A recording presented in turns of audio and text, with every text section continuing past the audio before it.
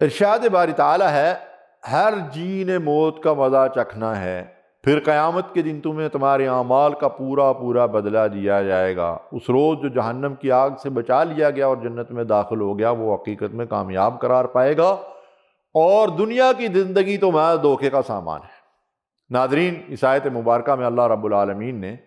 حقیقی کامیابی اور ناکامی کا ایسا واضح اعلان فرما دیا ہے جو ہمارے دلوں اور دماغوں کے بند دریچوں کو کھولنے کا زبردست ذریعہ ہے۔ اگر ہم نے دنیا کی زندگی کو ہی سب کچھ سمجھ کر اپنے اوقات، اپنی صلاحیتوں، اپنے ذرائع و وسائل کو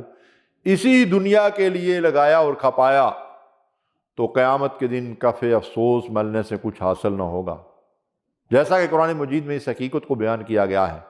یقول یا لیتنی قدمت لحیاتی، اس روز انسان کے سامنے جب یہ حقیقت کھل جائے گی کہ اصل کامیابی اور ناکامی تو آخرت کی کامیابی اور ناکامی ہے، تو انسان کف افسوس ملتا ہوا کہے گا کاش میں نے اپنی اس اصل زندگی کے لیے کچھ کمائی کی ہوتی، اپنے ہاتھوں سے کچھ آگے بھیجا ہوتا، تو اب پچھتائے کیا ہوت جب چڑیاں چگ گئیں کھیت۔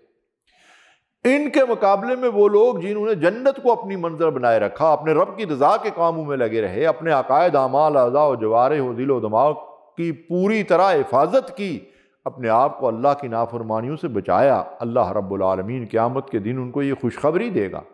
اے نفس مطمئنہ چل اپنے رب کی طرف، تو اس سے راضی وہ تجھ سے راضی، یا ایتھا النفس المطمئنہ ارجعی الی ربک راضیۃ مرضیہ فادخلی فی عبادی وادخلی جنتی، شامل ہو جا میرے بندوں میں اور داخل ہو جا میری بہشت میں۔ اللہ اکبر، اللہم اجعلنا منہم۔ اس دن مستحقین جنت کو بشارت براہ راست رب کریم کی طرف سے ملے گی۔ جن لوگوں کے دل عسر و یسر، نرمی و سختی، تنگی اور فراخی، ہر طرح کے حالات میں اپنے رب سے راضی، مطمئن اور ڈواں ڈول ہونے سے محفوظ رہتے ہیں، اس وجہ سے ان کو اللہ نے نفس مطمئنہ سے تعبیر فرمایا ہے، اور یہی وہ لوگ ہیں جو جنت کے وارث قرار پائیں گے۔ ان لوگوں کو مخاطب ہو کر اللہ ارشاد فرماتے ہیں تمہارے رب نے جس میدان امتحان میں تمہیں اتارا اس میں تمہاری بازی نہایت کامیاب رہی، اب تم اپنے رب کی طرف اس سرخروی کے ساتھ لوٹو کہ تم نے ثابت کر دیا کہ تم ہر طرح کے نرم و گرم حالات میں اپنے رب سے راضی و مطمئن رہے، اور ساتھ ہی تمہیں یہ سرفرازی بھی حاصل ہوئی کہ تم اپنے رب کی نظروں میں بھی پسندیدہ ٹھہرے۔